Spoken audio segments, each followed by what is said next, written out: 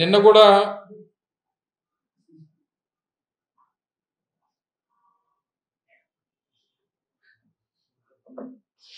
కూడా నేను ఆ ప్రాంతానికి వెళ్ళడం, అక్కడ ఒకసారి జరుగుతున్నటువంటి పరిణామాలన్నింటినీ కూడా చూడాలనేటువంటి ఉద్దేశంతో వెళ్ళడం, ట్విట్టర్ ద్వారా నా తాలూకు అభిప్రాయాన్ని కూడా వ్యక్తపరచడం జరిగింది. సరే, ఏదేమైనప్పటికీ ఎర్రమట్టి దిబ్బలు జియో హెరిటేజ్ సైట్గా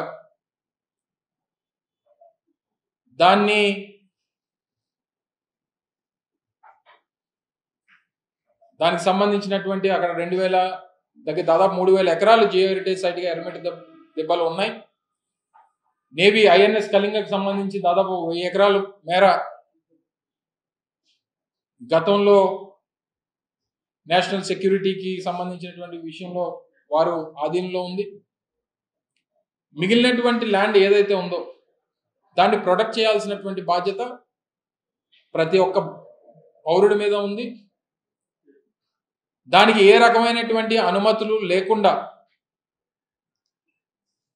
పెద్ద ఎత్తున అక్కడ రోడ్ల నిర్మాణం కానీ, రోడ్ల ఫార్మేషన్స్ కానీ, నేను చూసింది అయితే రోడ్స్ ఫార్మేషన్ కానీ, ల్యాండ్ లెవెలింగ్ కానీ, లేదా అక్కడ ఉన్నటువంటి మట్టిని తరలింపు కానీ, ఉన్నటువంటి ఆ ఆర్కియలాజికల్ ఇంపార్టెన్స్ ఉన్నటువంటిది ప్రాపర్టీ ఏదైతే ఉందో దానికి సంబంధించినటువంటి వాటిని రిమూవల్ కానీ, లేదా సిఆర్జెడ్ నామ్స్ ప్రకారం విరుద్ధంగా జరుగుతున్నటువంటి తవ్వకాలు కానీ ఇవన్నీ కనబడ్డాయి. ఇంకా నిన్న వెళ్ళి కొంతమంది స్థానిక ప్రజాప్రతినిధులు కానీ, లేదా వారి పార్టీకి చెందినటువంటి నాయకులు కానీ వైఎస్ఆర్ కాంగ్రెస్ పార్టీ మీద వారు చేశారనేటువంటిది ఇంకా చెప్తా ఉన్నాను. 45 రోజులు ఇంకా రేపు ఇంకా 5 సంవత్సరాలు గడిచిపోయినా ఇంకా వైఎస్ఆర్ కాంగ్రెస్ పార్టీ చెప్పేటువంటి పరిస్థితి కనబడతాం.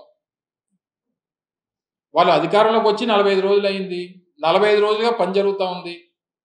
సరే, అంతకుముందు కూడా జరిగిపోయింది, మా హయాంలో జరిగిపోయింది అనుకుంటే మరి వచ్చిన రోజు వారు అధికారంలోకి ఆ బాధ్యతలు తీసుకున్న తర్వాత వారు నిలిపేసి ఉంటే బాగుండేది కదా.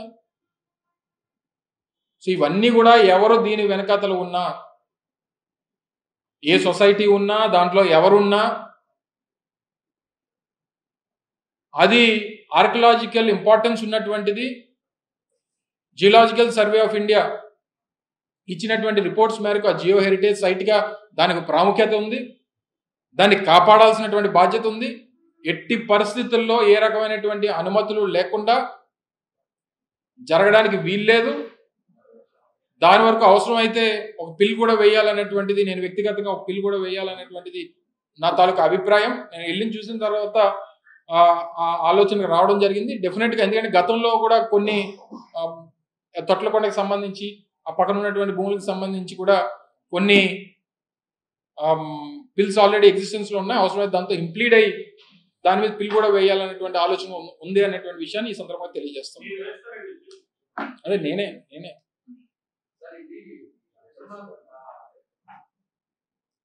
మర్చిపోయావా? రావట్లేదా? ఎవరు అన్నమేంటి? మా పార్టీ కార్యకర్త.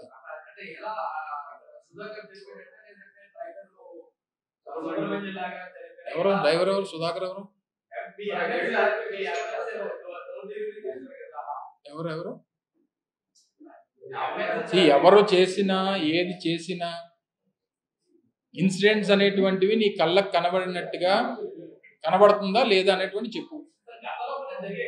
సరే, గతంలో జరిగిన దానికి అంటే గతంలో జరిగాయి కాబట్టి మేము కూడా చేస్తామన్నా? ఏది జరిగినా జరుగుతున్నటువంటి ఇన్సిడెంట్స్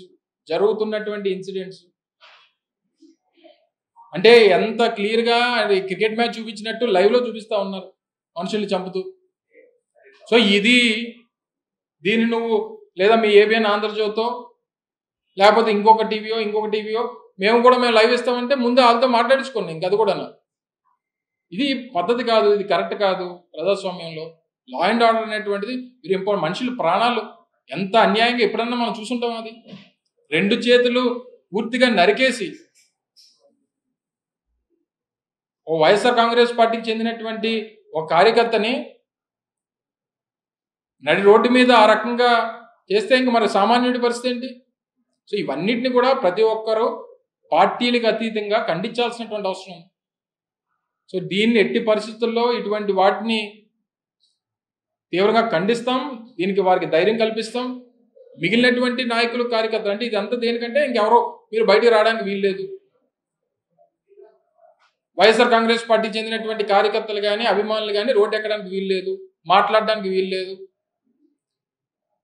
అనేటువంటి నువ్వు అడుగు మూర్తి అని ఉంటే నువ్వు అడుగు, మళ్ళీ రామకృష్ణ ఉంది మళ్ళీ అదే వాళ్ళు చెప్పేటువంటి ప్రయత్నం చేస్తారు. ఎవరో ఇంట్లో కూర్చునేటువంటి పరిస్థితి ఉండదు. టీవీ 5 బెదిరిస్తేనో, నువ్వు కొత్తగా వెళ్ళినటువంటి టీవీ బెదిరిస్తేనో, లేకపోతే ఎవరు బెదిరించినా సరే బయటికి రాకుండా ఉంటాం అనుకుంటే అమాయకత్వం. ఇది ప్రజాస్వామ్యం, ప్రతి ఒక్కరికి మాట్లాడేటువంటి హక్కు ఉంది. సో ఇందులో ఏ రకమైనటువంటి దేన్ని సమర్థించేటువంటి వ్యక్తి ఎవరు ఉంటారు చెప్పండి?